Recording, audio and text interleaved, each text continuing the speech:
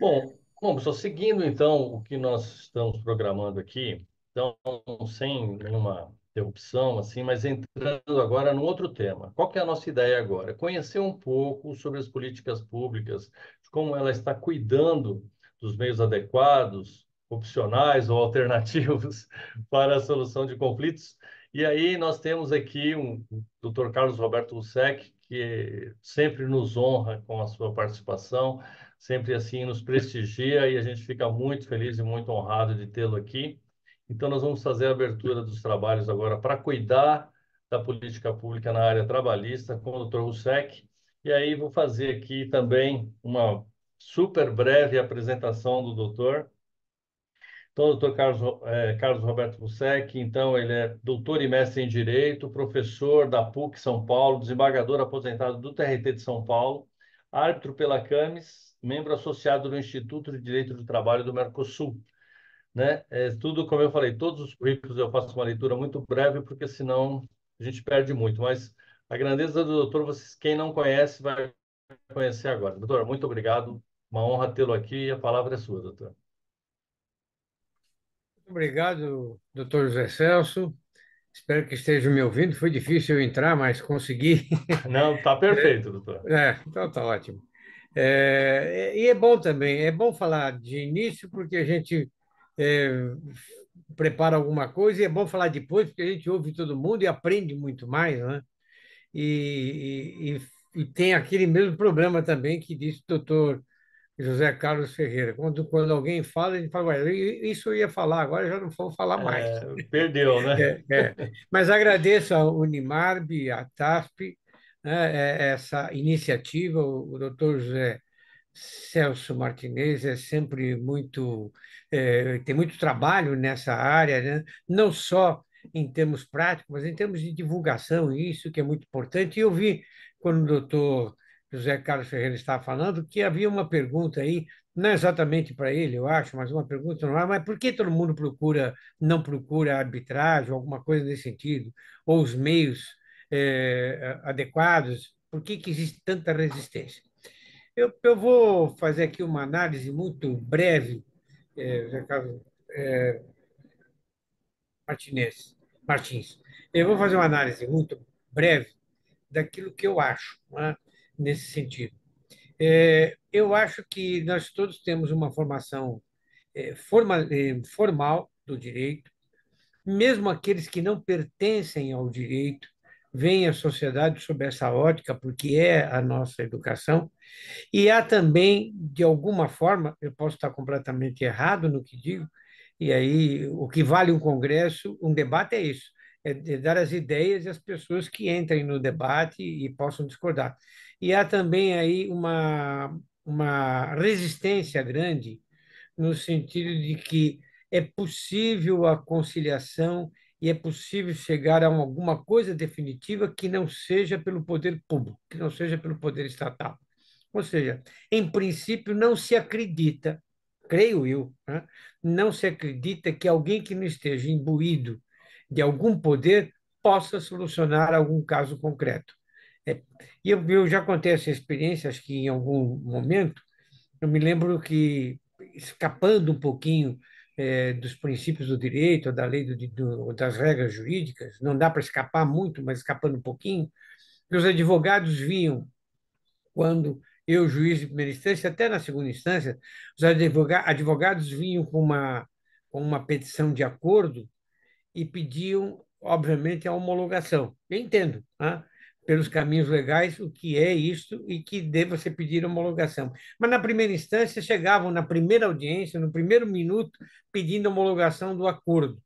E uma vez, só para provocar, eu perguntei para os advogados, mas há alguém aqui que pretende não cumprir o acordo? Não, excelência, nós pretendemos cumprir o acordo. E eu falei, bom, então por que vocês precisam da minha homologação? Cumpra o acordo. Né? Cumpra o acordo é feito entre vocês, cumpra o acordo tranquilamente. Mas é a cultura jurídica que é mais importante, né?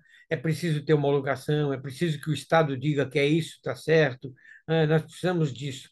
E às vezes, injustamente, José Celso, já falei isso em algumas ocasiões, se critica o Poder Judiciário de alguma forma, porque a justiça é muito demorada. Ora, a justiça efetivamente é demorada, mas não é porque a justiça é demorada, é porque o processo é demorado. Quando há recursos, não tem como desconhecer o recurso, dificilmente. Um recurso provoca outro recurso, provoca desembargos de declaração, vai até o Supremo Tribunal Federal, uma boa parte das vezes, volta para a primeira instância e tem, né, toda uma série de possibilidades ainda de se discutir a matéria. Então, e me lembro de um professor de processo que disse o seguinte: vocês, juízes, são engraçados. Vocês criticam tudo isso e não querem recurso. Mas é preciso ver os recursos com todas as letras que eles têm. Eu acho também que é preciso. Então, demora-se no recurso, demora-se na atuação do judiciário, vai se fazer o quê? Agora, tudo isto depende, na minha modesta visão, de uma educação, não exatamente para a arbitragem, uma educação para o direito. Se falar em arbitragem, em mediação, em conciliação, em negociação, que engloba as três, nós temos que dizer que isto tudo tem um sentido dentro do direito. Talvez não fugindo do direito é que nós possamos fazer com que a arbitragem adentre a essas regras, e ela adentra efetivamente. O professor doutor Marco, né, disse aí, doutor Marco Padan disse aí de uma maneira muito tranquila e válida que os princípios do processo devem ser seguidos. Então, a arbitragem não foge dos princípios do processo. A arbitragem não foge da equidade entre as partes, da mesma situação que as partes devem viver no processo. Se dá oportunidade para uma, dá oportunidade para outra, porque isso pode fazer com que se anule, eventualmente, uma decisão arbitral. Então, está dentro do direito. Nós diríamos que o direito pode ser preenchido pelo próprio direito em suas lacunas, pela arbitragem, pela mediação, pela conciliação, que são sítios, eu estou pondo aqui para provocar, viu, José Martins? São sítios dentro da geografia do direito, dentro da geografia jurídica. São sítios dentro da geografia jurídica. Mesmo quando o médico é árbitro, quando o psicólogo é árbitro, quando o engenheiro é árbitro, ele não pode fugir exatamente de algumas premissas básicas que o direito dá. Né? Então, esses sítios estão dentro do direito. O direito é que nos protege de alguma forma. E eu aqui até, o doutor José Carlos Ferreira falou de meios opcionais. Olha, eu não pensei nisso. Né? Eu pensei em meios adequados, na verdade. Por quê? Acho que opcional é uma boa palavra, vou começar a pensar nisso também. Ao meio jurisdicional, que eu acho que talvez seja importante para algumas questões. Está lá. Não podemos dizer agora o meio, a arbitragem, ou a mediação, ou a conciliação é o único meio, o jurisdicional está fora. Não, a gente sabe que algumas coisas se resolvem no âmbito da justiça porque as partes querem efetivamente resolver no âmbito da justiça. Eu diria, no meu modo de entender, que a arbitragem é um meio adequado. Né? Opcional, claro, porque é a vontade das partes, daqueles que estão em conflito, mas tanto a arbitragem, a mediação, a negociação são meios jurisdicionais, eu diria, né? Que é uma concepção validada pela ordem jurídica e que segue os princípios do direito. Basicamente, eu preciso fazer esse introito, e é rápido, prometo, para falar da parte trabalhista, porque é tão difícil falar da parte trabalhista na arbitragem, como todos já estão sabendo, que agora nós temos que entrar com muita calma. Como é que eu posso falar da parte trabalhista sem falar dos fundamentos? Eu tenho para mim que os fundamentos são tudo. A arbitragem é um mecanismo privado de solução de litígio. Eu não estou aqui, obviamente, dando aula nenhuma, só estou expondo as minhas ideias de maneira aberta. Aproxima-se da jurisdição estatal, porque a solução dada pelo árbitro é obrigatória. É, na verdade, um exercício da autonomia da vontade. Aí nós temos alguma coisa a ser vista.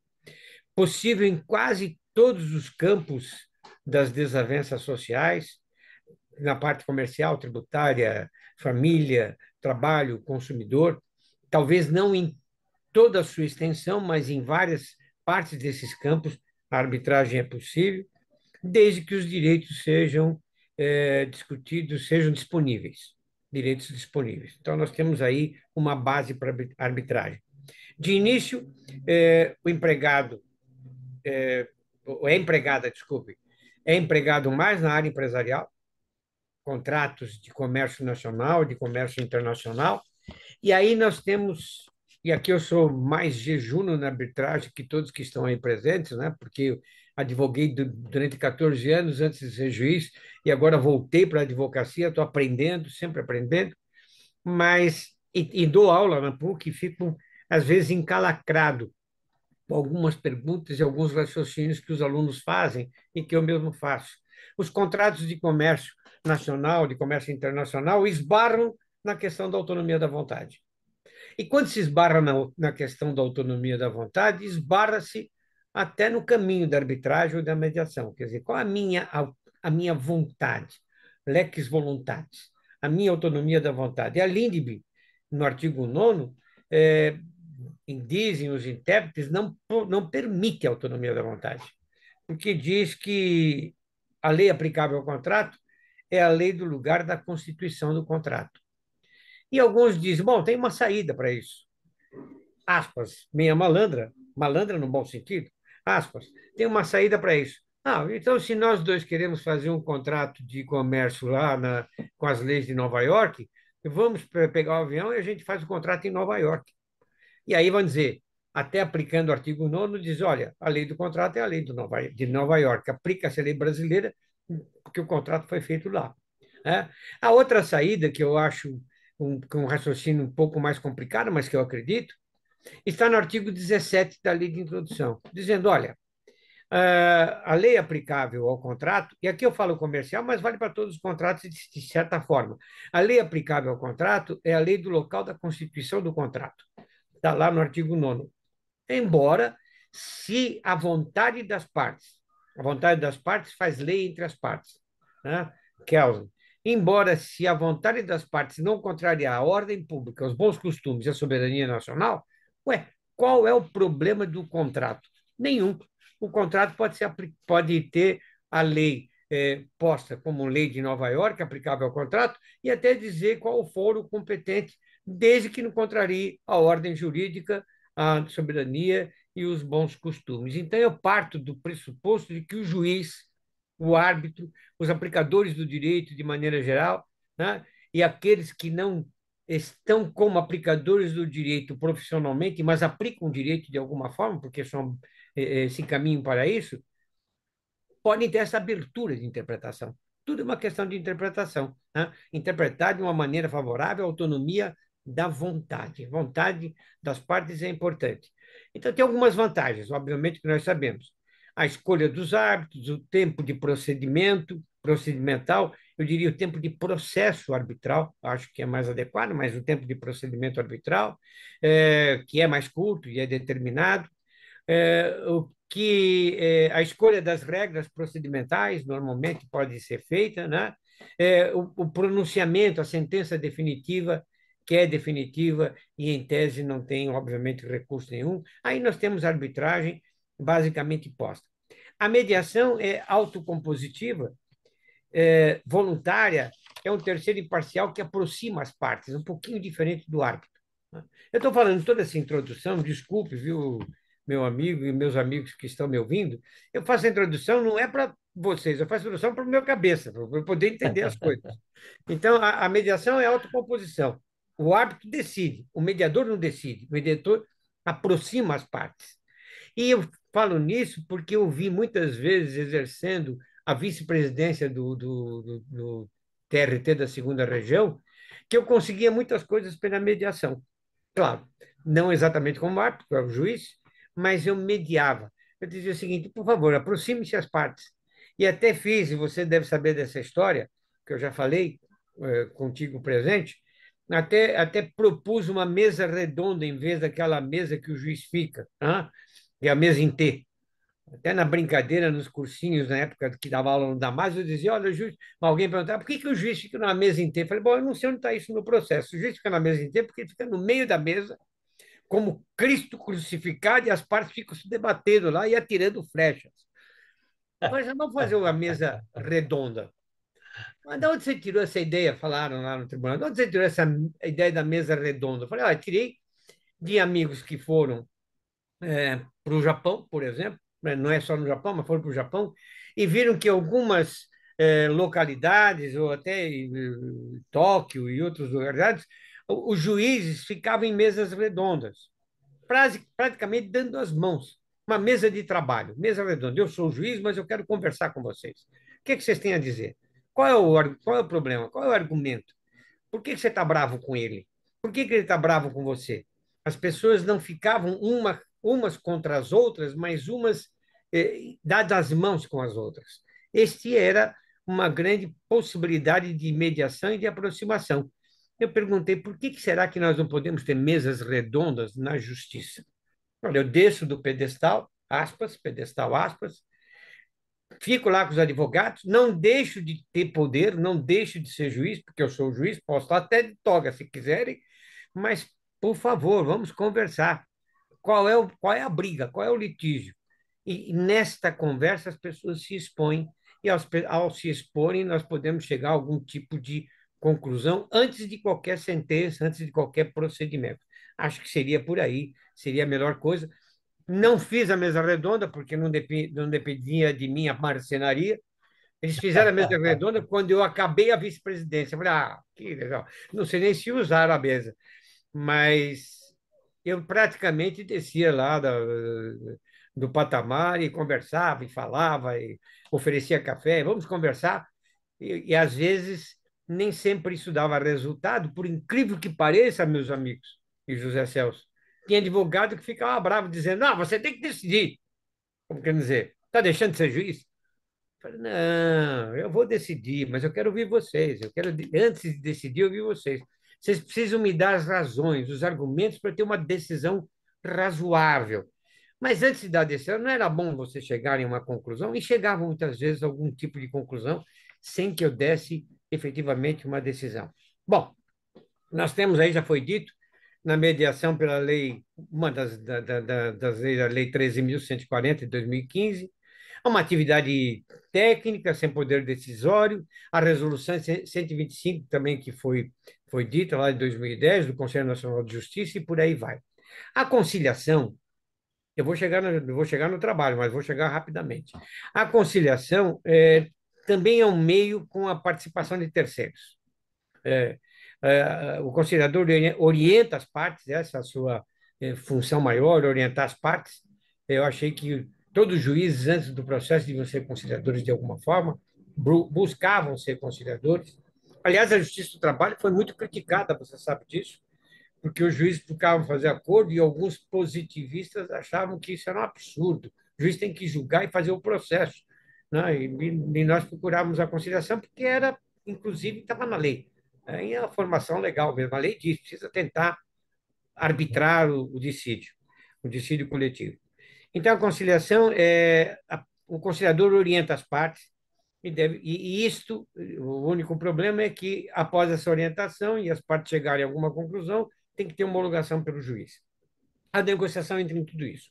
Diferenças básicas, para a minha cabeça. E eu admito qualquer interferência dizendo, você está errado, ótimo, vou aprendendo. Diferença básica. A negociação é a base de todo o ajuste, seja ele um ajuste de arbitragem, mediação ou conciliação. A negociação. Onde a negociação pode haver qualquer desses caminhos. Se não houver negociação, não começamos nem pela arbitragem. Esse é um primeiro ponto. A conciliação busca resolver o problema sem se envolver muito com o conteúdo da questão. Então, a conciliação se envolve mais com a solução, rapidamente.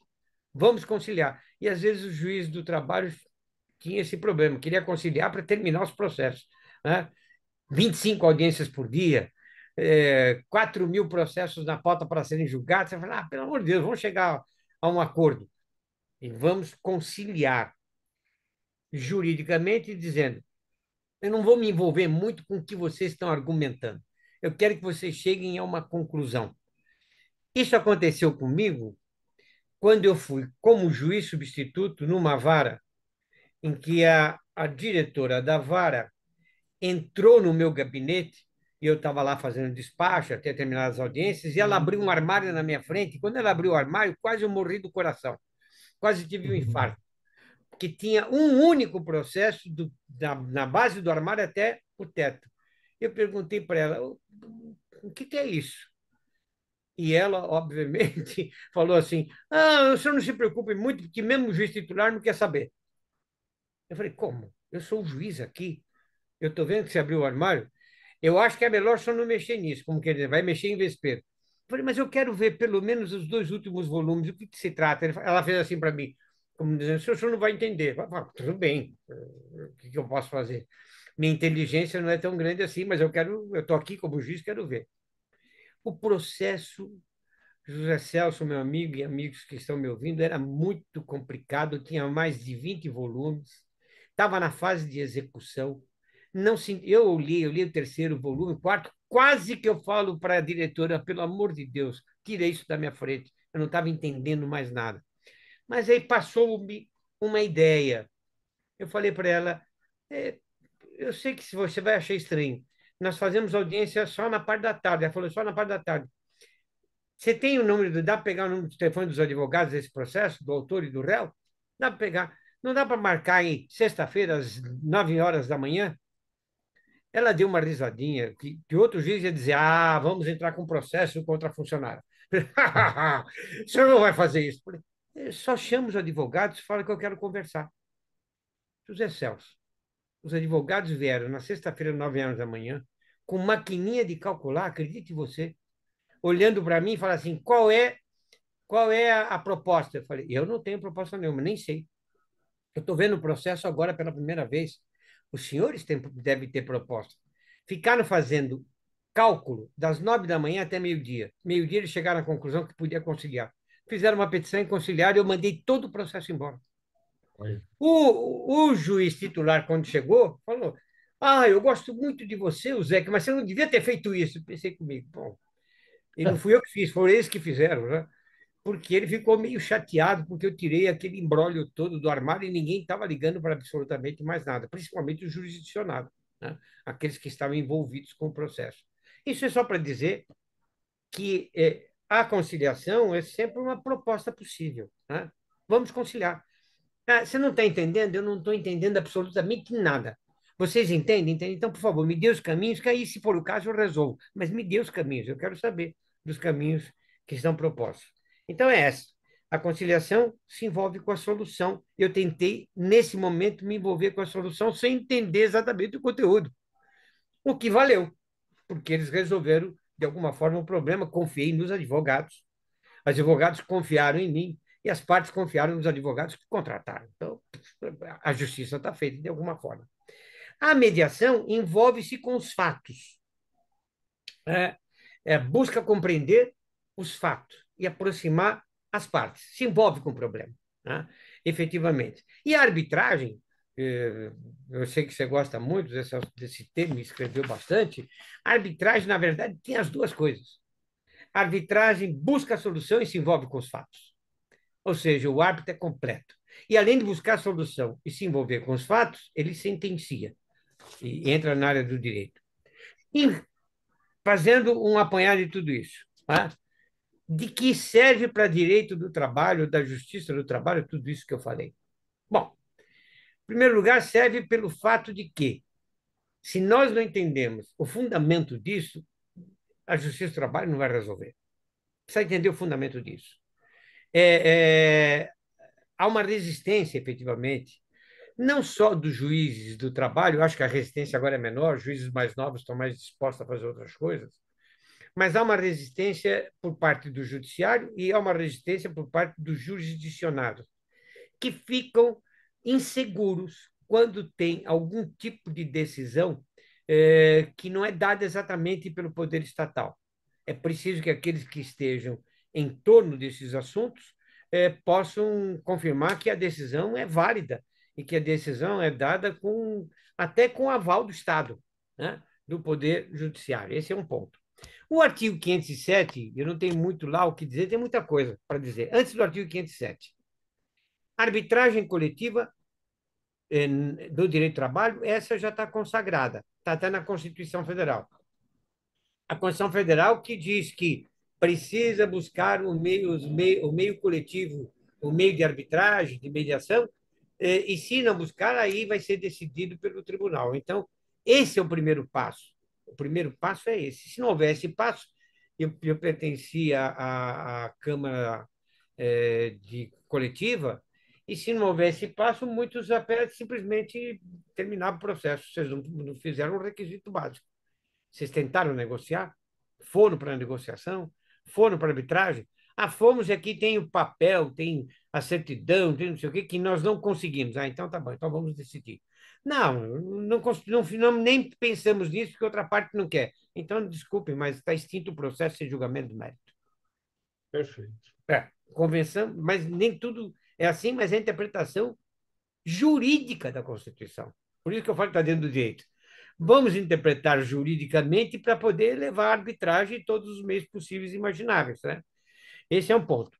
O artigo 507-A, que foi posto na CLT, alguns dizem, olha que beleza, esse artigo agora veio nos dar um grande passo. E eu fico pensando, será? Pelo seguinte, há uma formalidade agora. O empregado pode ter arbitragem, tendo em vista existir um artigo 507 na CLT, ou seja, uma regra jurídica. Ocorre que nesse artigo 507, se me permite, eu vou até acho que está o artigo aqui fácil.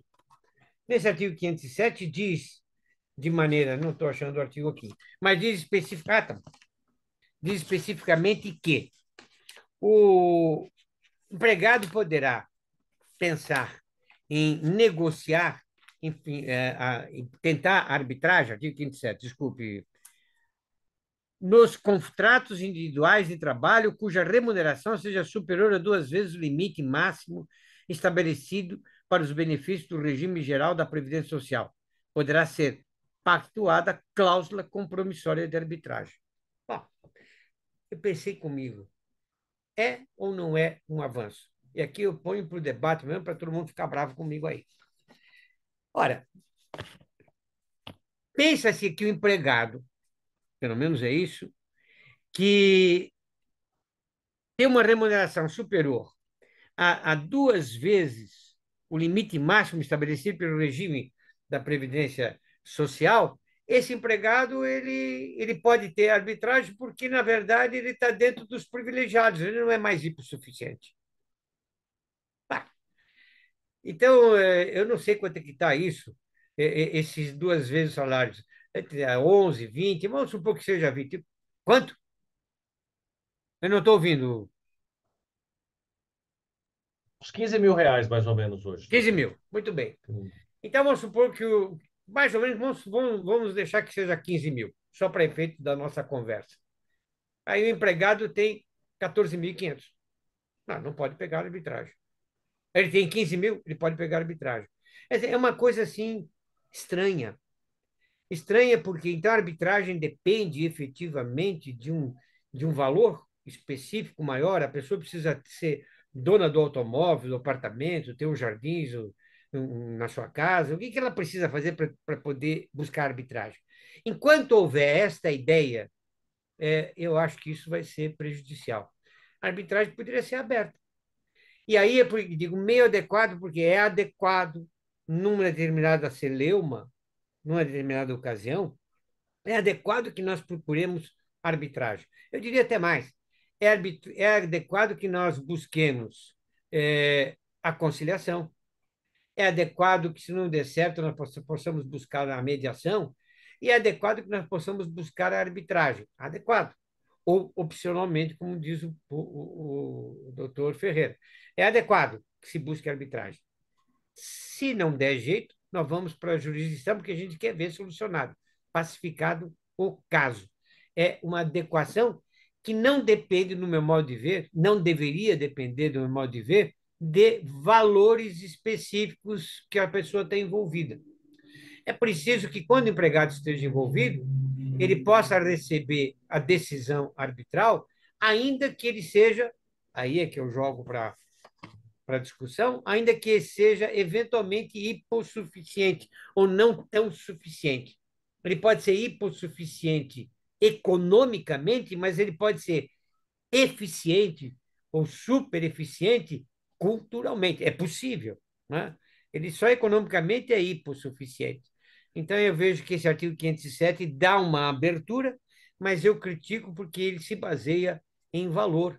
E aí fica difícil verificar se isso acontece ou não. O que ocorre com a Justiça do Trabalho é que, se for seguir formalmente o que diz a CLT, nós admitimos, em alguns casos, arbitragem, em outros casos, não. Esse é o primeiro ponto. A Justiça do Trabalho normalmente se serve da mediação e normalmente se serve da conciliação para resolver problemas trabalhistas.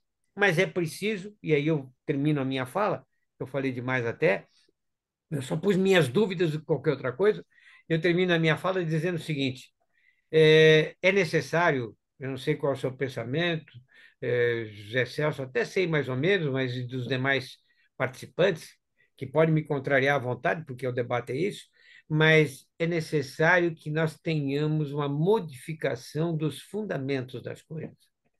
Olhar a arbitragem, esse é o problema. Olhar a arbitragem, a mediação, como algo fora da justiça ou fora do direito é prejudicial para a própria arbitragem e para a própria mediação.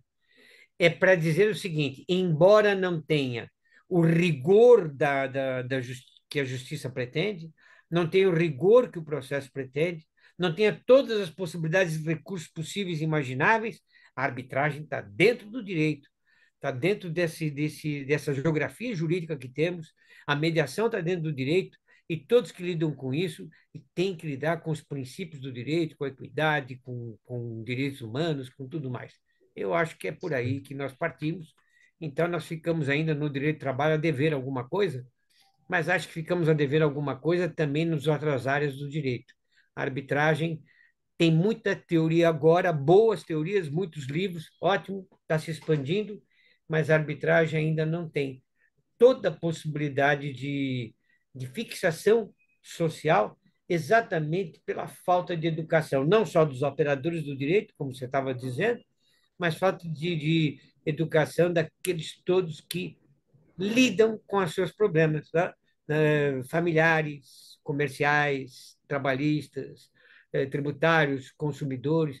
Nós podíamos nos voltar, pelo menos, para conversar um pouco. Dizer, vamos conversar antes de entrar com a ação na justiça, vamos ver o que vai dar. E dessa conversa pode ser que surja a arbitragem, a mediação ou a conciliação. É isso, meu amigo.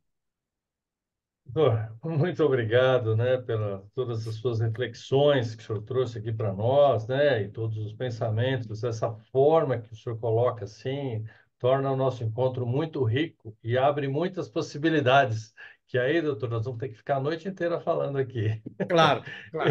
Eu até gosto, eu até gosto, da minha parte seria ótimo, mas não, a gente acaba não conseguindo. Mas eu vou dar uma sugestão. Diante de todas as provocações que o doutor Ussec colocou para nós, eu acho que é melhor a gente ouvir o doutor Otávio Calvé, e aí depois nós fazemos a reflexão com tudo. Eu anotei aqui as observações do doutor que assim me causaram mais espanto assim para a gente conversar, e aí nós falamos depois. Pode ser, doutor Ussec? Claro, evidente. Claro. E aí nós ouvimos já o doutor Calvé, porque eu também tenho certeza que ele também vai trazer muitas informações, muitas reflexões e muitas dúvidas também, né, doutor? Só dúvidas eu tenho. Ele não sei, eu tenho. Tá bom. Doutor Calvé, é uma honra enorme, um prazer enorme. Nós nunca tivemos a oportunidade de estarmos juntos antes, mas conheci o trabalho do doutor e me interessei muito de poder ouvi-lo, de poder ter esse encontro, porque eu sei que todos aqui vão ser agraciados aí com as suas informações, com as suas falas, doutor. Então, fique à vontade, a palavra é sua. Eu vou só primeiro, antes disso, né, fazer uma breve apresentação do doutor.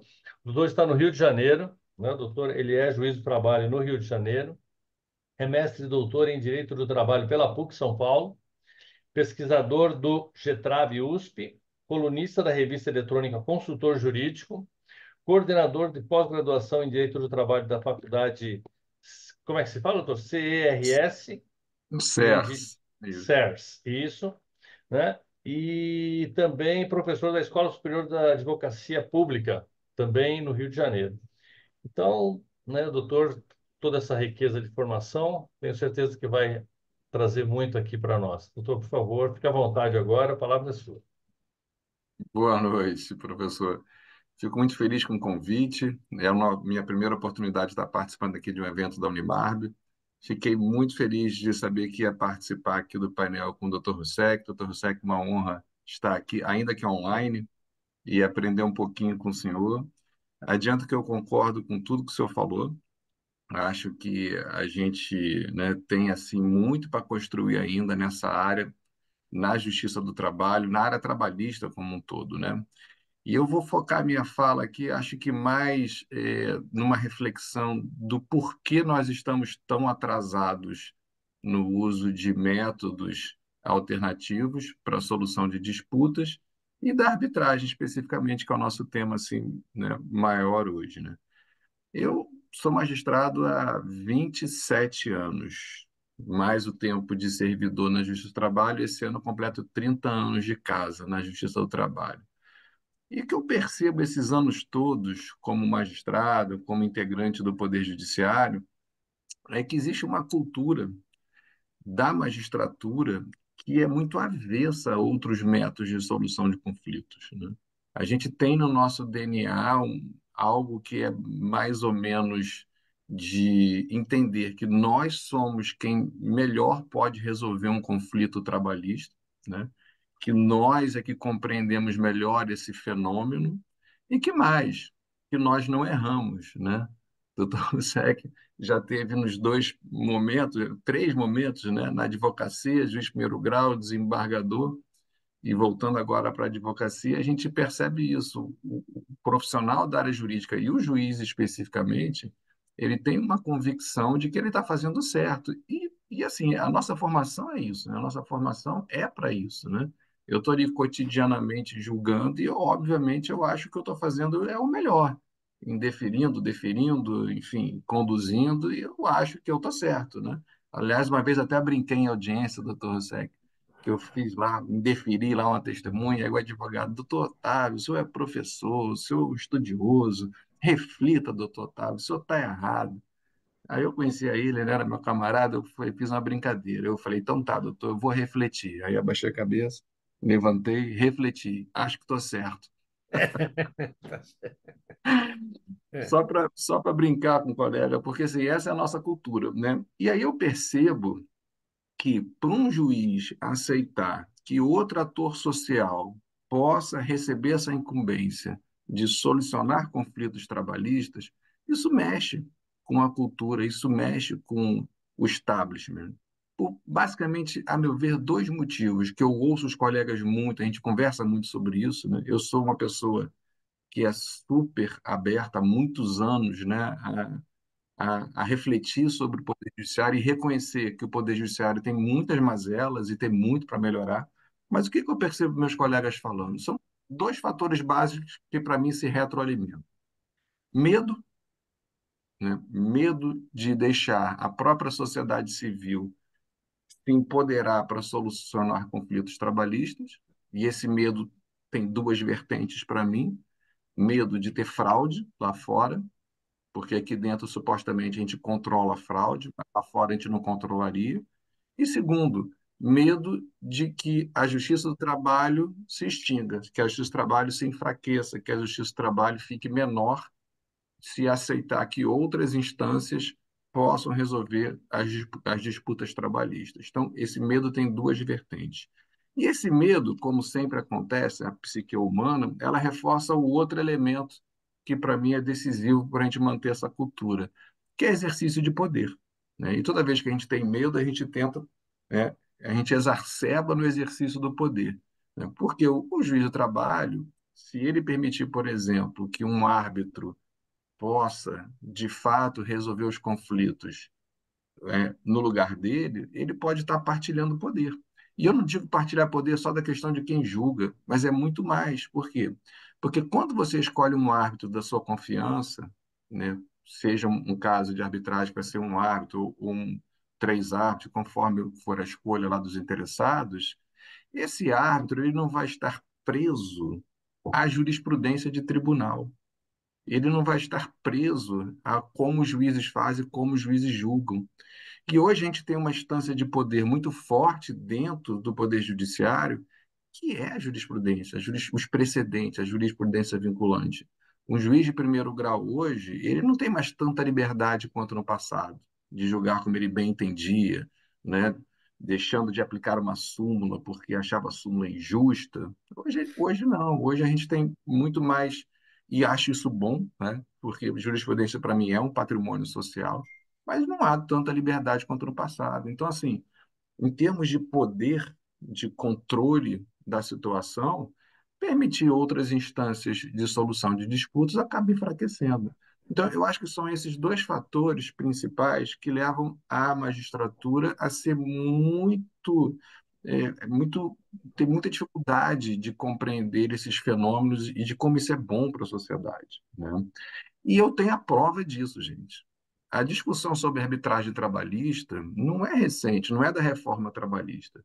A gente teve lá atrás, 2005, 2006, não vou lembrar direito exatamente o ano, um projeto de lei que tentou inserir a arbitragem trabalhista para altos empregados, e a gente teve a nossa associação de magistrados, na época a única que existia, hoje existem duas nacionais, mas na época a única que existia na Matra, e ela abertamente ela era contra a arbitragem trabalhista. E ela trabalhou no Congresso, trabalhou na Presidência da República para isso não acontecer, para a gente não ter arbitragem na área trabalhista. Por quê? Porque a magistratura entendia que era perigoso por causa de fraude e tal, não sei o quê. E aí, obviamente, isso levou a um caldo cultural de lá para cá, né? De que a sociedade, na área trabalhista, não tem nenhuma segurança para fazer nada que não seja dentro do Poder Judiciário. A verdade é essa. Qualquer advogado trabalhista, na hora de solucionar uma disputa, vai falar para o seu cliente: olha, qualquer coisa que você faça tem que ser na justiça. Se você fizer um acordo aí fora da justiça, se você for para um centro de mediação fora da justiça, se depois alguém questionar isso lá, o juiz pode anular de uma forma muito fácil, muito rápida. Daí a gente perceber que, em termos de política pública, para métodos alternativos de solução de disputas na área trabalhista, a gente ainda está muito aquém do desejado. Mas eu fico feliz de ter visto pelo menos um primeiro passo. Um primeiro passo que, no meu tribunal no Rio de Janeiro, foi assim tenebroso, que foi aceitar a criação dos sejus. Eu não sei, doutor José, como foi aí em São Paulo, mas aqui no Rio de Janeiro foi uma briga, uma disputa ideológica enorme para instalar Sejusc. Tanto que hoje aqui no Rio a gente tem Sejusc na capital, né? O Rio de Janeiro tem uma movimentação gigantesca de processos também, né? Não se compara a São Paulo, mas está entre os 5 grandes do Brasil. E a gente tem 10 mediadores no Rio de Janeiro. E agora começou a abrir um ou outro núcleo no interior, né? Uma coisa assim muito incipiente ainda. Eu, na minha vara, por exemplo, eu nem mando os processos para o Sejusc. Por quê? Porque demora mais do que se eu mesmo fizer. Como a minha pauta está ali em 2 meses, graças a Deus consigo manter uma pauta bem enxutinha. Se eu mandar para o Sejusc, leva 6 meses para ir e voltar. Então, não vale a pena. Eu mesmo tento fazer esse papel ali, né? Que é o que eu brinco de dublê de mediador. Porque o juiz da causa não pode ser mediador, né? Ele não pode acessar as informações do conflito, porque depois ele vai julgar, né? Então não tem como eu ser mediador. Eu faço aquela dublagem ali de uso técnicas de mediação, depois uso técnicas de conciliação. Se nada der certo, aí eu ameaço como juiz. Brincadeira. Digo, se não fizer o acordo, sou eu que vou julgar, hein? Abre o olho, hein? Não é assim que acontece a audiência.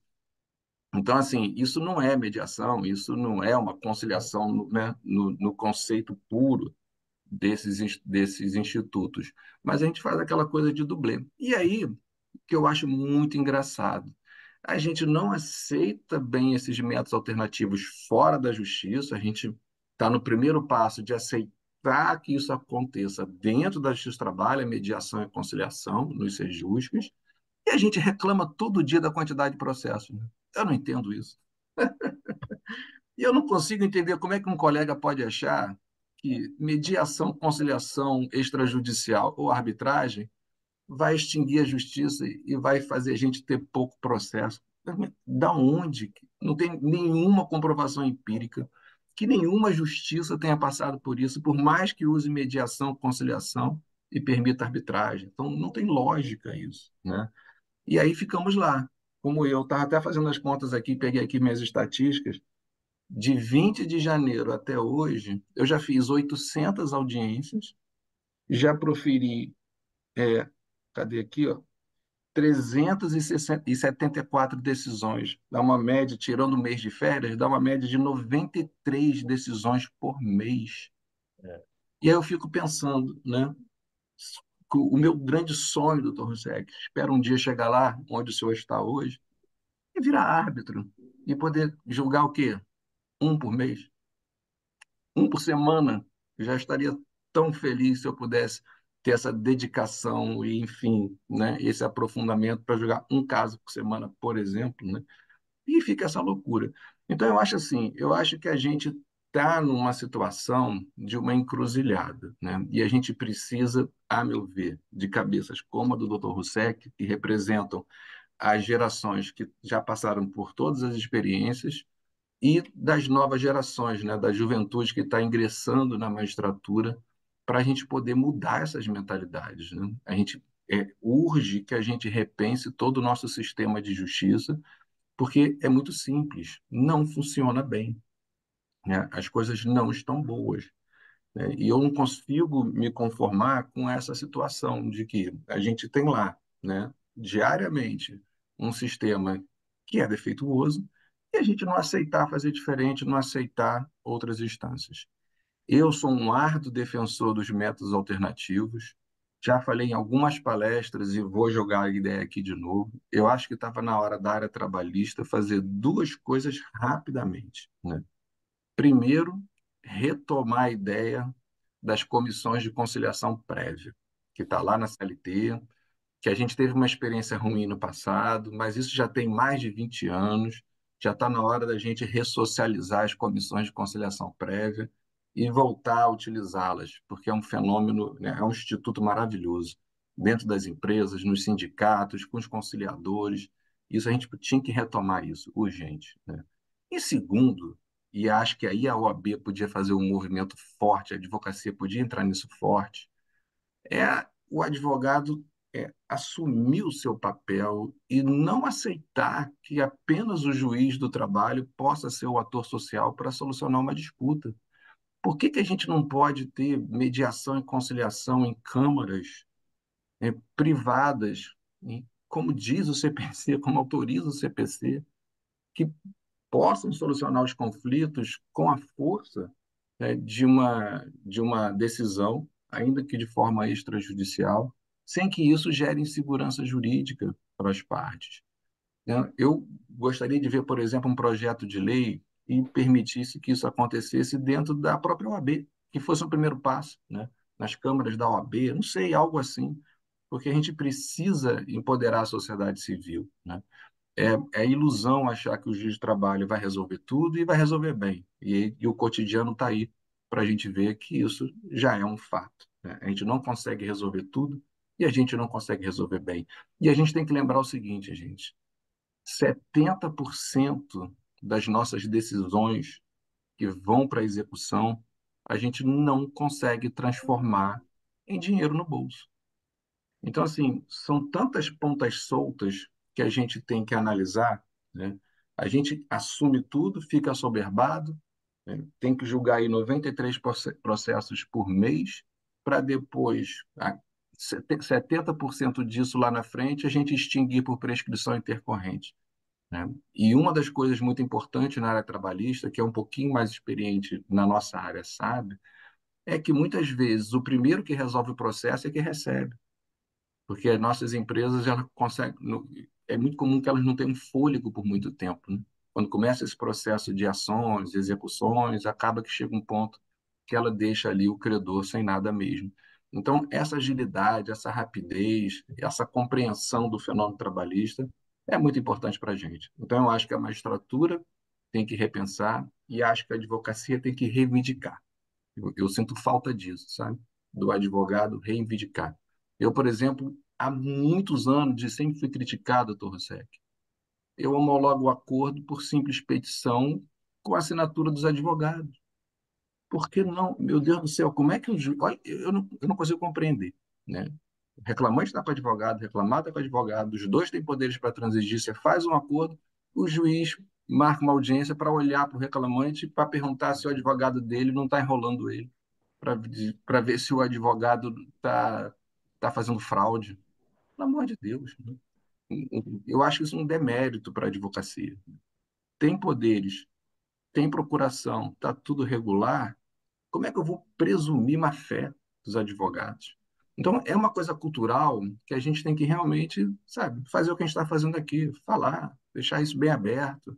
Não é, assim, crítica direta a ninguém, mas é crítica a uma cultura que eu recebi quando era um jovem magistrado e que isso foi passando para frente. E em um determinado ponto eu percebi, olha, isso não é legal, a gente tem que fazer diferente, a gente tem que pensar diferente, tá? E para fechar aqui e caminhando para o fim da minha fala, eu sei que tem uma coisa boa de falar por último, doutor Rossec, que a gente já ouviu todas as falas, mas a parte mais difícil é manter a atenção de todo mundo, né, quando vai chegando já o avançar da hora. Então, para ser bem Verdade. breve, eu vou fazer só um apontamento aqui do que eu acho sobre a arbitragem, como está hoje na CLT, no artigo 507-A. Eu acho o seguinte: eu também concordo que esse critério apenas de valor de remuneração não é um bom critério, né? Mas eu procuro fazer uma interpretação, doutor Rossec, que amplia a arbitragem na área trabalhista. Vou explicar. Para mim, o artigo 507-A, quando fala que quem recebe esse valor de salário de mais de 2 vezes o teto, né, valor de remuneração, na verdade, né, superior a 2 vezes o teto do RGPS, a CLT diz que essa pessoa pode pactuar cláusula compromissória de arbitragem. Ou seja, ele pode, no próprio contrato de trabalho, já pactuar que, em eventual futuro litígio trabalhista, Hum. não usaremos a justiça do trabalho, usaremos a arbitragem. Então, para fazer a cláusula compromissória, só quem tem esse patamar salarial. Agora, para mim, se a gente pode usar arbitragem trabalhista, para quem tem esse patamar, é porque o crédito trabalhista se enquadra na lei de arbitragem. E a lei de arbitragem fala que a gente só pode utilizar a arbitragem para direitos patrimoniais disponíveis. Então, crédito trabalhista é um direito patrimonial disponível. Tanto que hoje a gente faz cessão de crédito, renúncia de crédito, prescrição e por aí vai, né? E me parece o seguinte, que quem recebe menos do que esse teto também pode usar arbitragem, não por cláusula compromissória, mas por compromisso arbitral. Ou seja, ele não pode previamente pactuar no contrato que a Justiça do Trabalho está fora. Mas uma vez que surge o litígio, se ele tiver à disposição dele a arbitragem trabalhista, ele pode escolher por compromisso arbitral, extrajudicialmente ou judicialmente, né? Se já tiver reclamação trabalhista, inclusive, né? Aí eu fico imaginando aquela situação, né? Que hoje é a realidade do Poder Judiciário. Quando alguém pergunta, né, o cliente pergunta para o advogado, e aí, vou ganhar ou vou perder? Olha, deixa eu distribuir primeiro para ver com quem cai, né? De acordo com quem cai, a gente tem uma previsão. Mas é só a primeira previsão, porque depois tem recurso. A gente tem que ver em qual turma vai cair, para ver se vai ganhar ou vai perder, né? Hoje, a grande habilidade do advogado é saber deixar entrar em pauta e tirar de pauta um processo, né?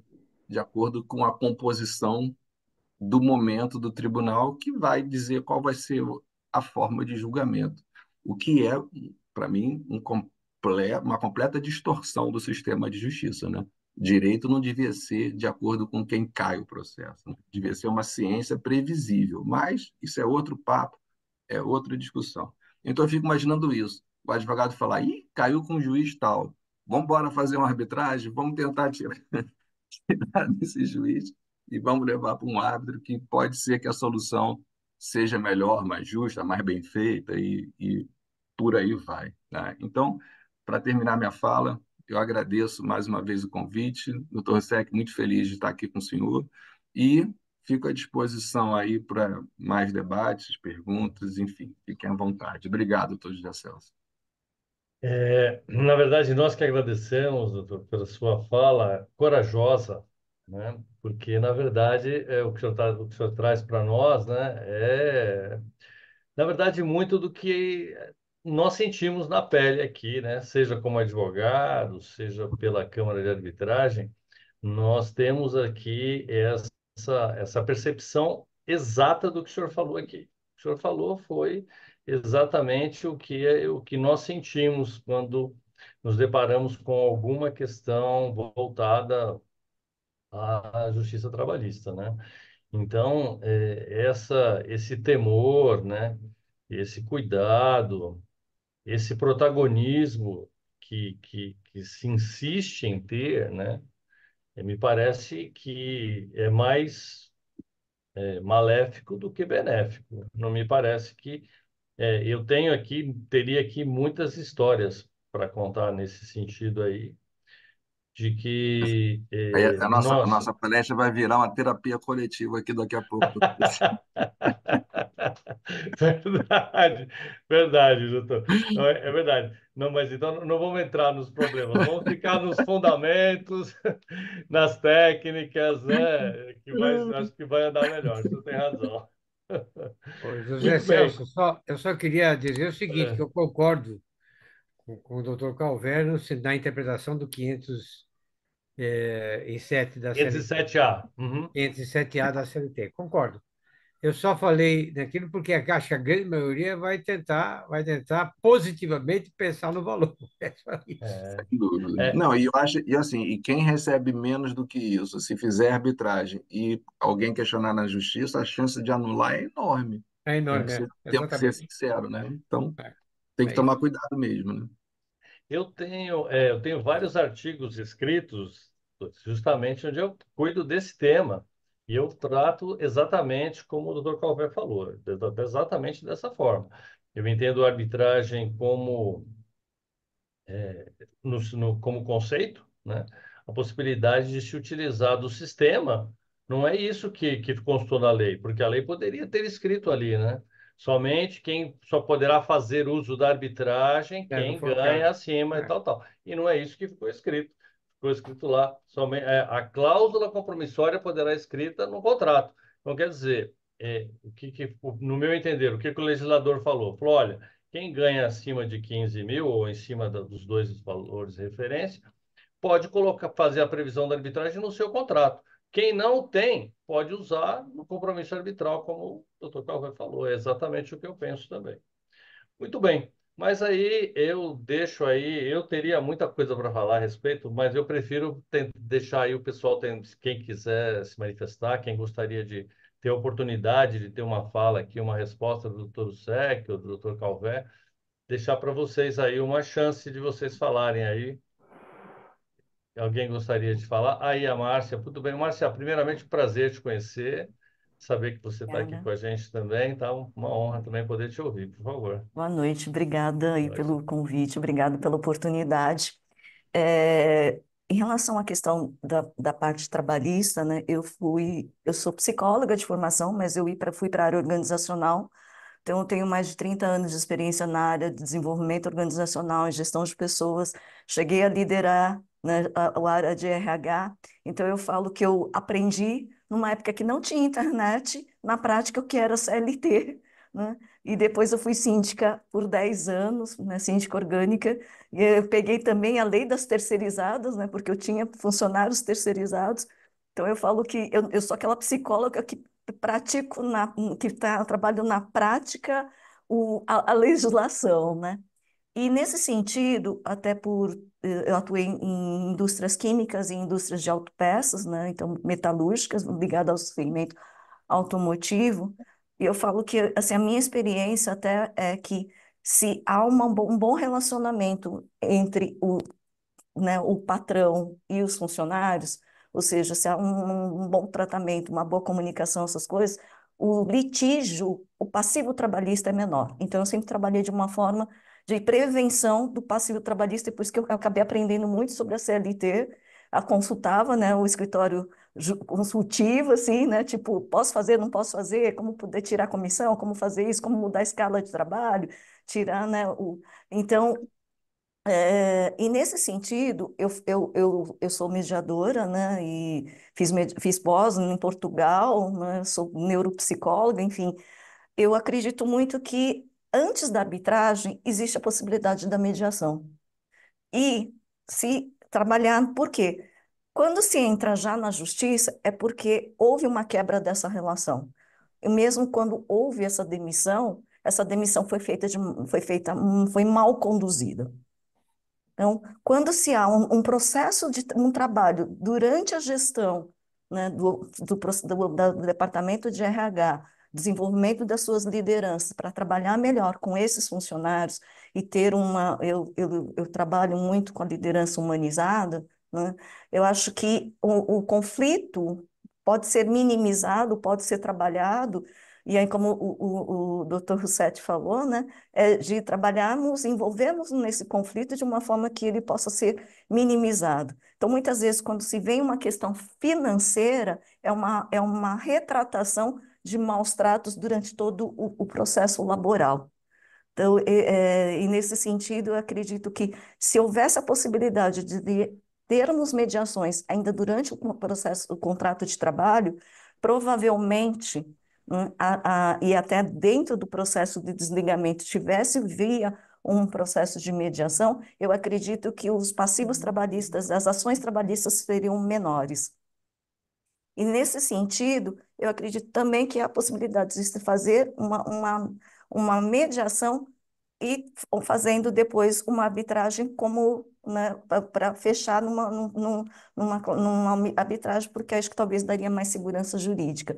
Porém, aí uma crítica que eu faço, né, talvez o doutor Rossetti pode falar um pouquinho, explicar essa dúvida, porque aqui em São Paulo existe até os setores de conciliação né, no trabalhista, mas são feitos por servidores e não por mediadores que, por exemplo, são capacitados junto, né, às escolas, né, formadoras né, né, associadas pelo NUPEMEC. E aí, todas as vezes que eu participei como preposta trabalhista, é assim, tem acordo ou não tem acordo? Eu falei, raios, isso para mim não é nenhuma conciliação. Então, né? Então, acho que, e mesmo na arbitragem, apesar de toda a minha experiência na área trabalhista, na área de recursos humanos, o que eu ouço muito de advogados é, não, árbitro tem que ser advogado. Eu falei, não, não.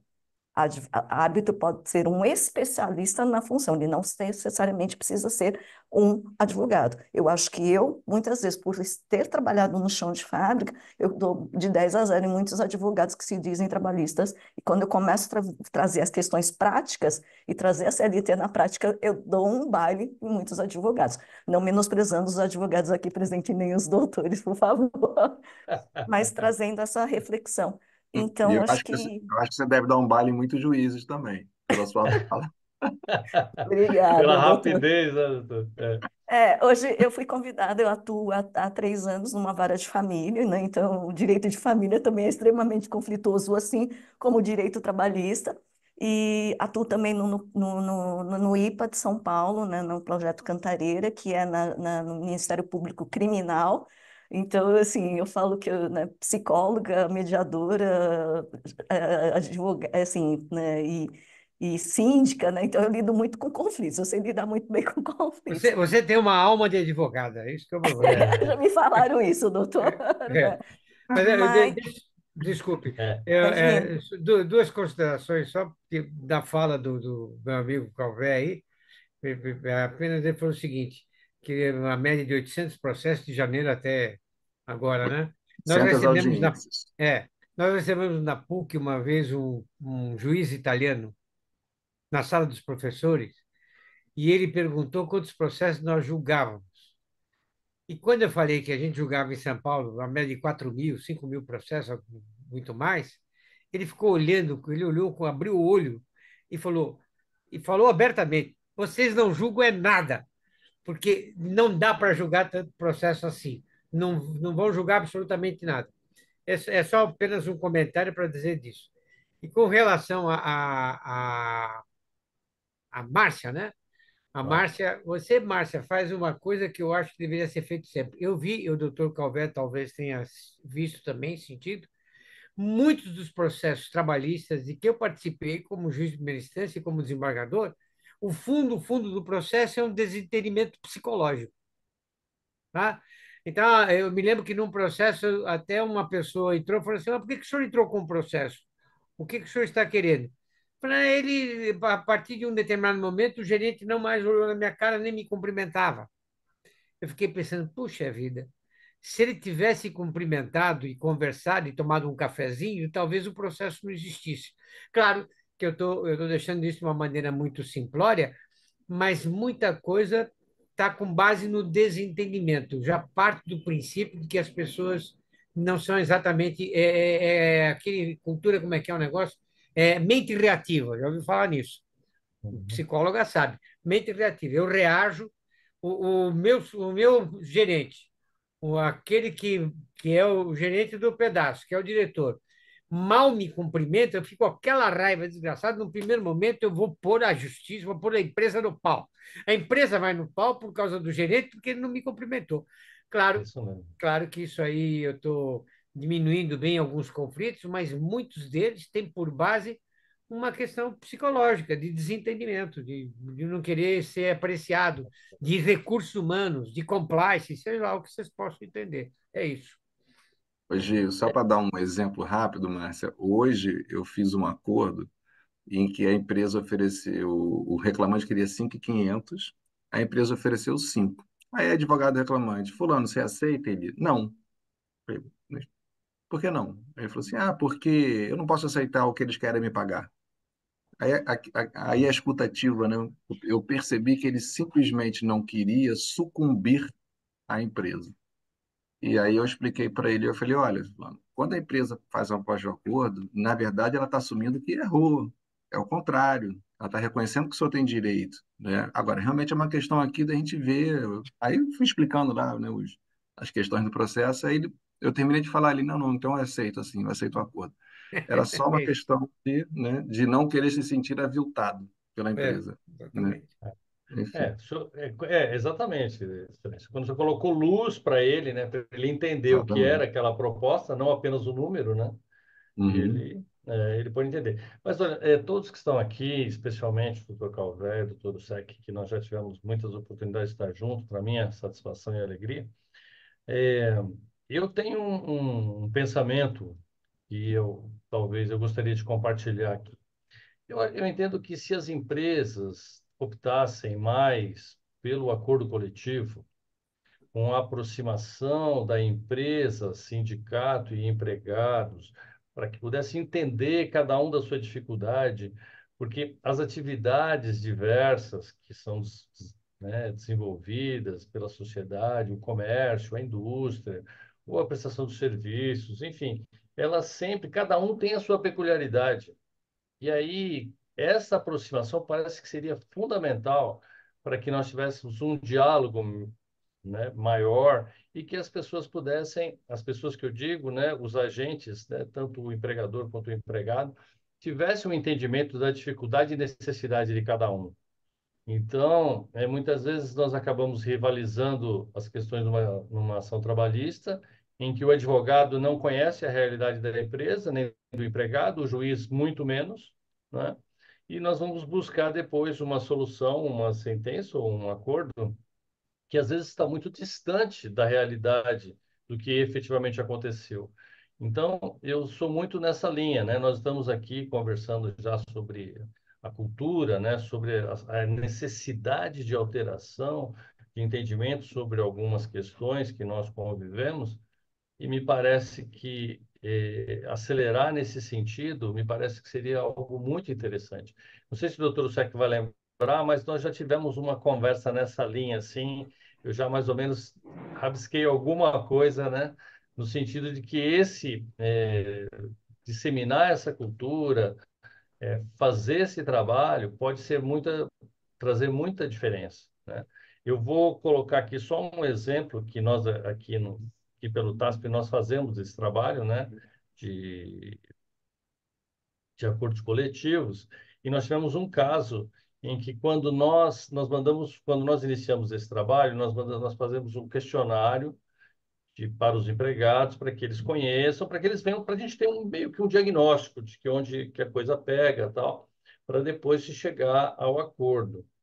E aí nós tivemos poucas respostas, poucos funcionários acabaram respondendo, né, poucos assim, vamos dizer, 55% mais ou menos respondeu, a outra parte não respondeu, e os que responderam falaram de problemas de assédio moral, de maus tratos, de desentendimento com as chefias, com os encarregados, tal.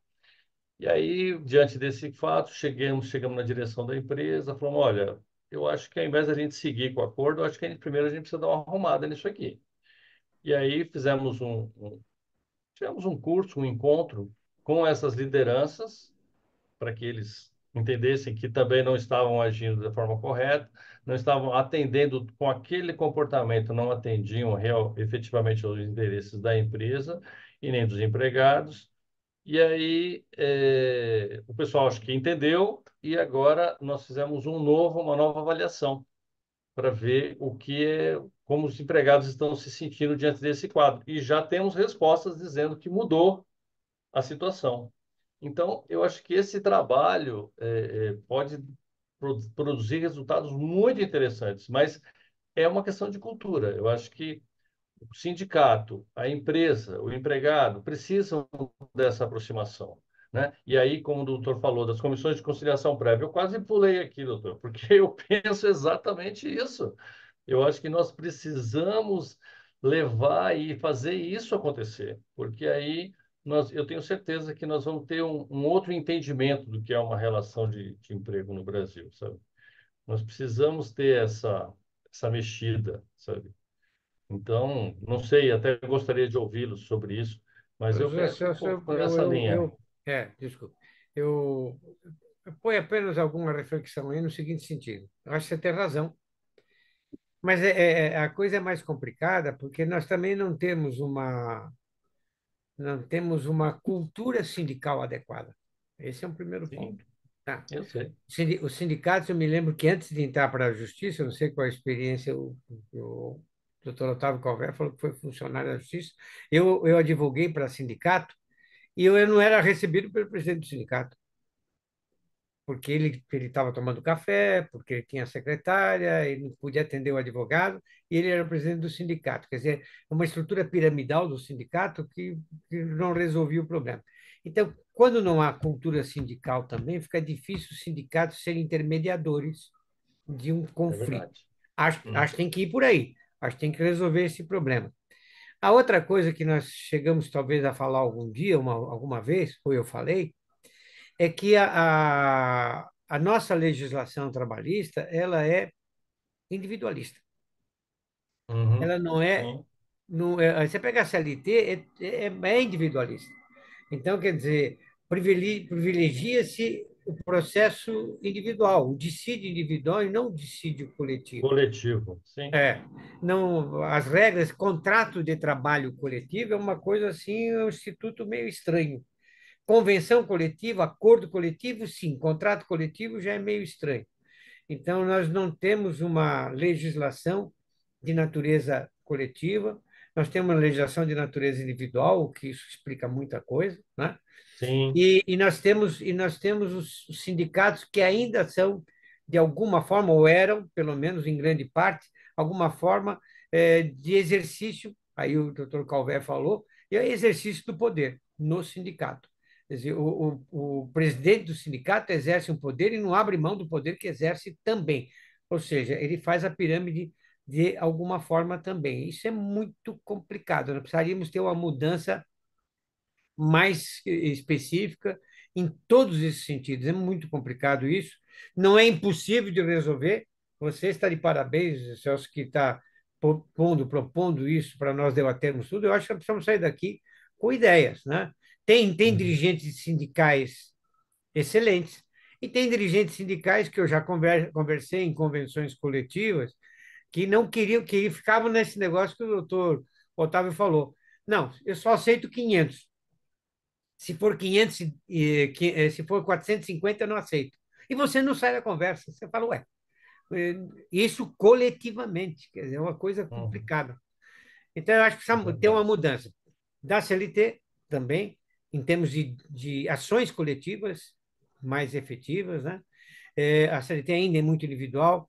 A CLT ela tem regras, tem artigos que dependem de interpretação. Ela fala assim: o contrato de trabalho é correspondente à relação de emprego.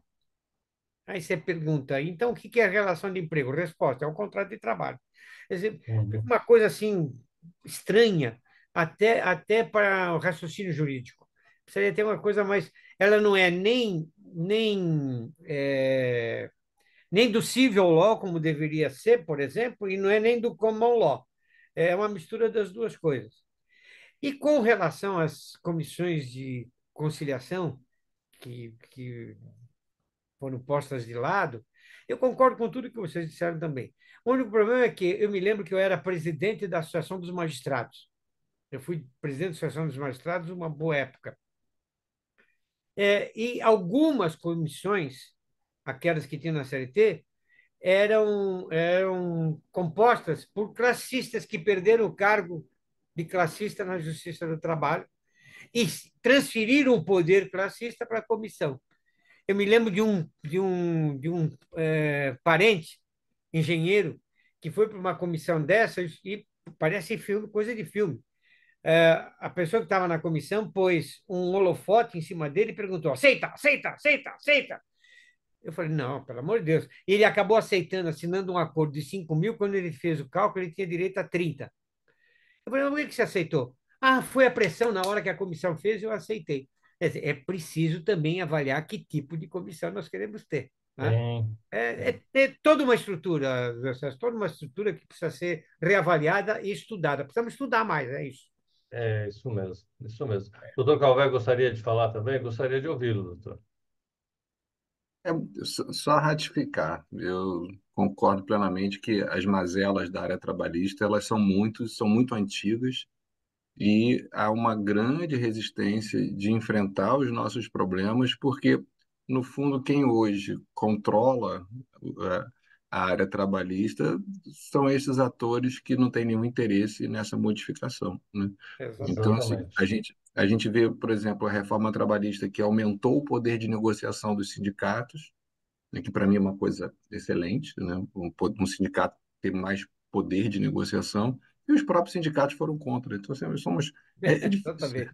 é difícil da gente explicar o Brasil, como dizia, acho que Nelson Rodrigues, né? Ele não é para principiante, né? Realmente é bem complexo. Então, são muitas mazelas, são muitos pontos para a gente acertar, e eu, de fato, não vejo assim muita vontade dos atores sociais de enfrentar esses problemas. Então, eu brinco que a gente vai fazendo reforma no teto sem antes consertar as colunas. Então a gente vai ajeitando aí no caminho, né? E faz o melhor possível. Todos nós, com boa vontade, tentamos fazer o melhor possível, né? Isso mesmo, doutor.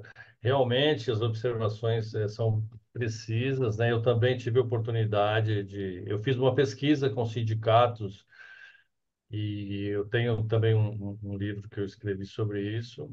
E o que eu vi é irresponsabilidade, desinteresse e manutenção de poder. É isso que eles querem. Os caras querem ficar lá, mas responsabilidade não, sabe? Compromisso não. Eu quero só. Então, quando essa observação que o Dr. Calvé acabou de fazer, é exatamente isso que eles querem. Eles não querem compromisso. Eles querem só resultado e se manter no poder, né? Mas eu acho que a gente tem que trabalhar. Eu acho que se nós estamos vendo, né? Se nós estamos vendo tudo isso, eu acho que a gente tem que fazer o melhor, né? Como o Dr. Calvé acabou de falar.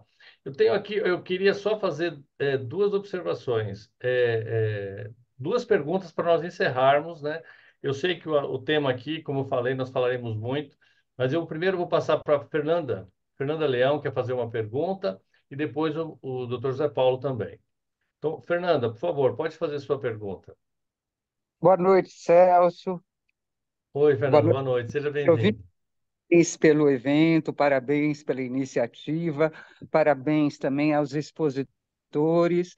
A observação aqui que eu gostaria de fazer e também uma pergunta é: eu não entendo dar, não, a arbitragem não me é familiar, e a área trabalhista também me é estranha. Eu sou civilista e atuo com o direito público, mas tive a honra de fazer o curso de mediação e conciliação no TASP, certo? E o que me chama atenção é como manter, diante de um conflito jurídico, como manter a paridade entre as partes, considerando o nosso quadro de desigualdade social. Então, você tem uma parte numa situação de enorme vulnerabilidade e socioeconômica, e uma outra É, não. entendi. Tá certo, Fernanda. Isso também é um E debate caloroso uma também, viu, outra Fernanda? num estrato social mais elevado. Então, é interessante isso, teoricamente, você se desvincular dos aparatos institucionais do Estado, mas, na prática, é, com o risco a decisões injustas seria maior ou menor? Porque também você tem uma lei, você tem um conflito jurídico regulamentado por leis, partindo da Constituição Federal. Então, é uma dúvida que eu tenho mesmo, é, como sair desse impasse, certo? Às vezes eu já ponderei que seria o Instituto da Mediação e da Conciliação, seria reclamaria sociedades com uma melhor distribuição de renda, por exemplo. Enfim, quer dizer que é uma realidade dissociada, infelizmente, ainda da nossa. É isso. Tá bom, Fernanda, É, muito obrigado. Eu até tenho um pensamento a respeito, mas na verdade vamos ouvir o Dr. Calvé e o Dr. Lucek também a respeito. vou dar meu pitaquinho aqui. Doutora Fernanda, assim, primeiro, venha para a trabalhista, essa hora você está perdendo. É que- Mas eu digo o seguinte, ó, a Justiça do Trabalho, ela se auto-intitula em uma justiça social. E, na verdade, eu já acho isso um pouco estranho, porque, para mim, todas as justiças são sociais, não só a Justiça do Trabalho, né?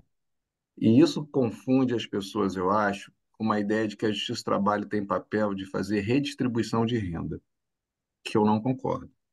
O nosso papel é dizer quem, dentro do conflito, se não houver uma autossolução, quem está com direito e quem não está, de acordo com o ordenamento jurídico, né? Então, o meu papel como agente social, magistrado, não é resolver o problema das desigualdades sociais. Isso entra no meu foco. Mas isso é prejuízo, Então, isso entra né? no foco no sentido de você compreender os conflitos, os motivos dos conflitos e por que que as pessoas estão naquelas situações. E aí, nesse aspecto, eu acho que um mediador e um conciliador pode ter muito mais sucesso do que um juiz. Porque, como falou o doutor Ferreira, né, o desembargador, é muito fácil para um juiz acabar com a discussão dando uma decisão. Mas é muito simples, né? Agora, um mediador, um conciliador que se envolve no conflito, que consegue compreender as dimensões do conflito, consegue perceber tudo que está acontecendo, quais são os reais interesses envolvidos, né? Quais são os dilemas, as dificuldades, pode conseguir uma solução muito mais justa. Vou dar um exemplo simples na área trabalhista, né? A gente vem lá com aquele calhamaço de teoria e de leis e regras e etc., e a gente já tem uma convicção da decisão que a gente vai dar, que a gente é técnico, a gente foi preparado para isso, né? E muitas vezes você ouve a pessoa, você consegue compreender muito melhor do que ela realmente quer. Eu já tive casos em que, depois de muito explorar, o reclamante sempre falou: Excelência, o que eu quero mesmo é me aposentar. Não me interessa muito o dinheiro que vem desse processo. Minha grande questão aqui é reconhecer o tempo que eu trabalhei. Eu preciso ter esse reconhecimento. Né? Se esse processo vai me dar 5, 10 ou 15, isso é menos importante para mim.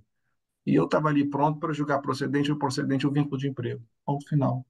Então a gente foi conversando e aí chegamos num acordo. Reconheceu-se um tempo de vínculo que era o suficiente para ele se aposentar e algum valor ali que era um valor justo, não muito alto, que a empresa poderia pagar. E pronto, resolvemos. Então, assim, isso para mim é justiça social, isso para mim é ajudar, né, nessa questão da dificuldade. Agora, doutora Fernanda, assim, a preocupação é constante, porque é uma realidade brasileira, né, é uma dificuldade do nosso país, que não só o juiz, mas o mediador, o conciliador, o árbitro tem que estar sempre focado para Atentos a isso. não cometer nenhum equívoco por conta dessas circunstâncias. Muito obrigado, doutor. Doutor Usec também gostaria de falar um pouco a respeito, doutor. Rapidamente, doutor José Celso. Eu concordo com o que o doutor Calvé falou. Digo para a doutora Fernanda que esse é um problema efetivamente não da justiça do trabalho, dos empregados, da justiça comum ou da justiça penal. É um problema social nosso. Ou seja, nós temos, e aqui dizer em voz alta, né, em bom som, nós temos o juiz que a sociedade produz. Nós temos o árbitro que a sociedade produz. Nós temos os deputados que a sociedade produz. Ou seja, a sociedade precisa melhorar para produzir bons deputados, bons senadores, bons juízes, bons árbitros. Esse é o primeiro ponto. E aí, eu acho que a outra questão que a doutora Fernanda pôs, que é muito precisa, é no seguinte sentido: será que, de alguma maneira ela falou isso, será que a decisão da justiça não é mais. Estou pondo aqui de uma maneira diferente, viu, doutora Fernanda? Será que a decisão da justiça não seria mais garantidora dos direitos do que uma decisão em que há uma sociedade tão desvantajosa, em que um ganha muito pouco e o outro dono de várias empresas e tudo mais? Essa é uma decisão muito específica. Eu digo o seguinte: a decisão da justiça pode ser mais garantidora ou não, né? A decisão do árbitro pode ser mais garantidora ou não. Depende de cada um fazer o seu papel de maneira consciente e profissional. Médico fazendo o seu papel como médico, engenheiro como engenheiro, juiz como juiz, advogado como advogado, é, árbitro como árbitro. Se todos fizerem conscientemente o seu papel da maneira que deve ser feita, a sociedade vai melhorando. A sociedade é o grande nosso, é a sociedade que temos. Alguém fala, os nossos deputados são terríveis. Eu vou dizer, mas eles foram eleitos. Os nossos senadores são terríveis. Os presidentes que passaram, bom, eles foram eleitos. Ou seja, nós temos aqueles que exercem poder na sociedade, poder particular dentro das empresas, poder privado dentro das empresas, o poder público dentro do Estado, da sociedade que temos, ou seja, a nossa formação. Queremos ter juízes melhores? A sociedade precisa melhorar. Queremos ter parlamentares melhores? A sociedade precisa melhorar. Queremos ter árbitros melhores? A sociedade precisa melhorar. Enquanto não melhorar a sociedade, isso é uma questão política. O Zé Celso falou, vamos até meia-noite, e nós não vamos, mas é uma questão política. Vamos melhorar a sociedade. A minha sociedade melhorando, com mais educação. Eu não sei que os amigos pensam, mas desculpe, eu só vou falar só aqui. Agora querem criar, independentemente de qualquer coisa, hein, política, querem criar escola cívico-militar. Eu fico pensando, para mim, tinha que criar a escola cívico-civil, sempre. Tá? Porque a escola cívico-militar não é o problema do militar, que eu respeito muito, eu acho que não é um poder do Estado, é alguém que está lá para defender as nossas fronteiras e defender o Estado. É a ideia de que alguém que tenha poder, ordem e arma melhora a sociedade. Não melhora a sociedade. A sociedade melhora com a consciência, com filosofia, com literatura, com linguagem, com aproximação. E isso, tanto militares como civis podem fazer tranquilamente. Precisamos melhorar a sociedade. É a única forma de existir isto, de não existir essas coisas. Obrigado, doutor. Não, não, sua fala é perfeita. É exatamente, eu acho que todos nós pensamos da mesma forma, sem dúvida. Bom, então, Muito para obrigada. encerrar, Gratidão. obrigado, valeu, Fernanda. Olha só, então, para encerrar, então, vou colocar o Zé Paulo para fazer sua última questão. Zé Paulo, por favor, seja breve, que a gente já está o nosso horário bem esticado. Eu tinha pensado de a gente terminar umas 21h20, mais ou menos, mas fica à vontade, Zé Paulo. É sempre um prazer ter você aqui. Bom, vou ser bastante breve, mas não poderia deixar de dizer que esse debate aqui foi extremamente enriquecedor à medida que abordamos o que não é fácil de ser abordado nos encontros jurídicos, que é a própria cultura social em que as relações jurídicas estão envolvidas. Eu fiquei, de fato, impressionado ao perceber que se abordou uma questão muito raramente abordada, que é a questão do poder, nos seus mais variados aspectos, poderia dizer. Para traçar aqui alguns exemplos, mas vou me conter pelo adiantado da hora, mas o que a psicóloga Márcia falou, que o, o filósofo, vou chamar assim, o doutor Roussek falou, o juiz, o doutor Calvé, que muito me impressionou pelas críticas à própria Justiça do Trabalho, que eu as tenho, essas e tantas outras. Eu atuo tanto na área civil quanto na área trabalhista, já nos meus mais de 40 anos de militância na advocacia. Então, tudo isso me impressionou deveras. E acrescentando e já encerrando, a era digital que nós vivemos vai aprofundar ainda mais o exercício desse poder, especialmente, doutor Calvé, na justiça do trabalho, que sempre foi muito avançada na área tecnológica. E, para encerrar, um elogio ao Unimarb, ao José Celso, que só o ambiente que ele aqui constrói que permite esses debates abertos e com tanta agudeza. Bom, obrigado, Zé Paulo. Obrigado mesmo. Obrigado por suas palavras aí, pelas suas considerações que sempre são valiosas, porque eu sei da sua formação, da sua capacidade, da sua influência, né? Então, eu realmente agradeço demais. Bom, nós tínhamos prometido que nós íamos fazer o sorteio de um livro agora para os sobreviventes. Então, É. muito bem. Então, Professor, vamos tirar uma foto também de todo mundo? Só que o povo está com as câmeras fechadas. vamos, Marcia, vamos sim. Como é que a gente pode fazer? Aí eu posso Todo printar mundo aqui. abre a câmera e aí Isso, você faz o print. Tá bom. isso. Bom, então, pessoal, vamos todo mundo participar da foto aí. Tem duas páginas. Então, Marcia, acho que vai ter que fazer duas vezes, eu acho, né? Eu não tenho muita experiência com essas coisas, não, mas a Sorriam, Linéia, pessoal.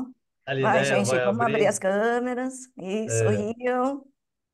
Como é que faz? As câmeras, a minha estão abertas, acho, né? Não sei. Sim. Então tá bom. Deixa eu pentear o cabelo, Zé Celso. Só um instante, Então, eu pessoal. vou, eu vou colocar na outra página, Marcia. Aí, pessoal, talvez vocês podem abrir as câmeras também. Para a Márcia fazer uma foto nossa aqui. É legal. O pessoal da segunda página está com muita gente de câmera fechada. Vamos abrir, pessoal? Vamos abrir, pessoal. Olha lá, Peraí, Pedro, vou abrir Pedro, agora. Cleide, Peraí. Silvio, Abre as câmeras, pessoal. Elisângela. O Zoom Só deixa a fica. gente mais bonito, então pode abrir ali. Isso, pode abrir as Só câmeras foi aí. boa. Isso aí, vamos lá, devagarzinho, vamos lá. Olha lá, o Rafael, Roberta, isso. Pedro, Jaqueline, Elaine, Pedro não Helena, consegue abrir, Cleide. doutor. Pedro está imprestável para ser visto, apenas para ser escutado. Ah, é? Tá bom, então. É, Paulo, Vamos ver. aí, pessoal. Muito bem. Cleide, Silvio, Dalva, Estela. Ok. Bom, Marcia, eu acho que é o que o pessoal está Ok. querendo aí. Vamos lá.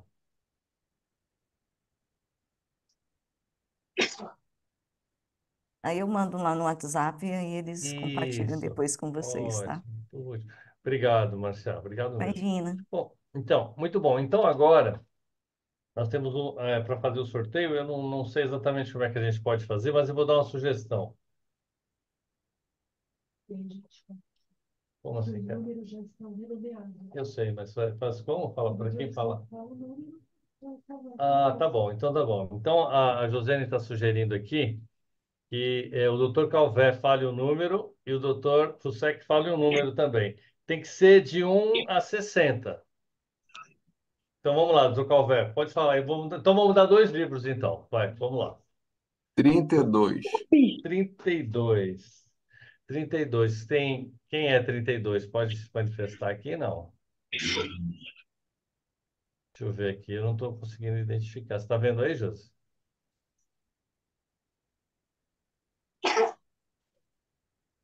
Sim.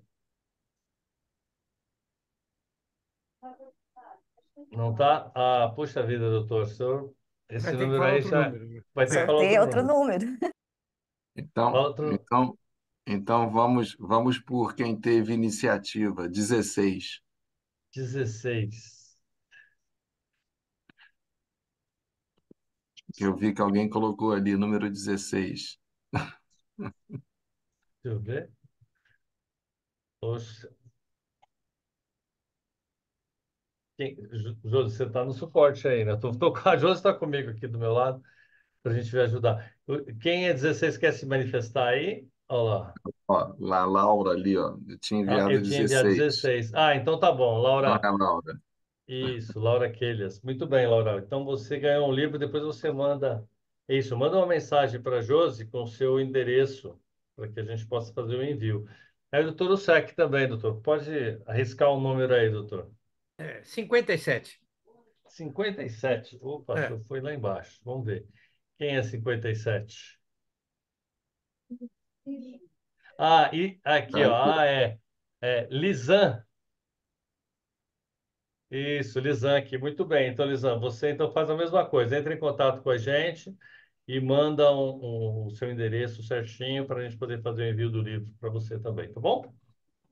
Bom, pessoal, eu agradeço muito, né? Agradeço muito o Dr. Calvé por nos dar essa oportunidade de conhecê-lo, de ver aí a sua coragem, né? Não somente na escrita, mas na fala também, doutor. Muito